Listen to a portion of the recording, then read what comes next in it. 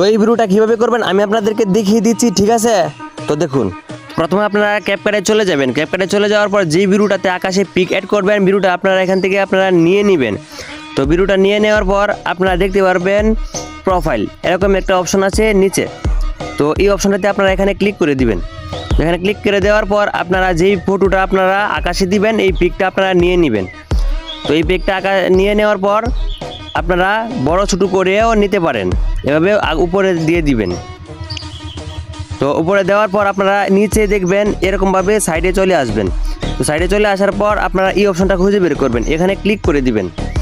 তো এখানে ক্লিক করে দেওয়ার পর প্রথম অপশনটাতে আপনারা ক্লিক করে দিবেন।